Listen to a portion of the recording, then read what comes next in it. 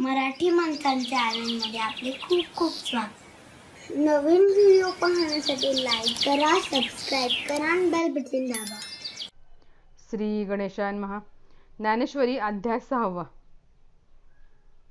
या अध्यायामध्ये भगवंतांनी ज्ञानयोग, हठयोग, ब्रह्मसाम्य योगाचे वर्णन केले आहे. त्याचप्रमाणे योगाचे 3 प्रकारांचे भेद, त्याची लक्षणे व त्याचे फळ याबद्दलही सांगितलं आहे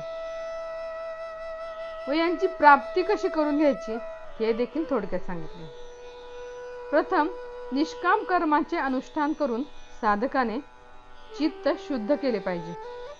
त्यानंतर त्यास यम, नियम, आसन, प्राणायाम, प्रत्याहार धारण करून ध्यान आणि समाधी या अष्टांगाची क्रमशः प्राप्ती करून घ्यावी. या 8 अंगाची प्राप्ती झालेल्या साधकास योगरूढ असे नामाभिधान प्राप्त होते.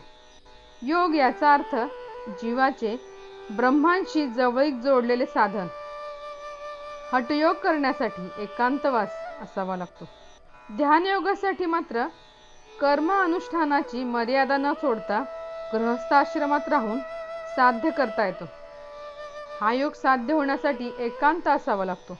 धूतवस्त्राची घडी किंवा मृगचर्माचे आसन अंथरून उत्तराभिमुख बसून आपल्या गुरूंचे स्मरण करून वज्रासन लावून प्राणायामादी करून योगाचे जे अंग सांगितले आहेत त्याचे यथायोग्य अनुष्ठान करावे लागते. योग करताना कुंडलिनी शक्ती जागृत करून शरीरातील रक्त, मज्जा यांना खाऊन टाकते व मस्तकामध्ये म्हणजेच ब्रह्मरंध्रांपर्यंत पोहोचते. तेथील चंद्रामृत कुंडलिनीच्या तोंडात पडते आणि योग्याची साधना सफल होऊन त्यास दृश्य, दृष्टा, विश्व इत्यादी काहीच राहत नाही. त्यास असंप्रज्ञान समाधीचा अनुभव आल्यामुळे तो योगी समुद्रापलीकडील सर्व पाहू शकतो. मुंगीचेही मनोगत तो ओळखू लागतो. चालतानाही उदकावर पाय ओले होत नाहीत. दूरवरचे त्याला दिसते, दूरवरचे त्याला ऐकायलाही येते. अशा योग्यास अनेक प्रकारच्या सिद्धी प्राप्त होतात. काही अघीम, लघीम, महिमा, गरिमादी अशा अनेक सिद्धी त्या योग्यास प्राप्त होतात. परंतु या योग साधनांसाठी इंद्रिय निग्रह व मनोनिग्रह करून आहार, विहार, निद्रा इत्यादी नियंत्रित ठेवावे लागतात. तेव्हाच योग साध्य होतो. या योगापेक्षाही ब्रह्मसाम्य अवस्था प्राप्त होणे अतिशय श्रेष्ठ व उत्तम योग आहे. तो एकदा का प्राप्त झाला म्हणजे सहज चालती बोलती ब्रह्मस्थिती प्राप्त होते. अशा योग्यास विश्व पाहत असतानाच ब्रह्मदर्शनच होत असते. अशा योग्याने केलेल्या साधनेमुळे व त्याच्या गुरुच्या कृपेमुळे त्याला ज्ञानाची प्राप्ती होते. तो सर्व अहंकार रहित होतो. तो सतत ब्रह्मस्वरूपाचा अनुभव घेत असतो. त्याला सुख दुःख हे समान झालेले असतात. त्याच्या मनामध्ये मान अपमान असे काही राहतच नाही. त्याला ब्रह्माची अनुभूती होते.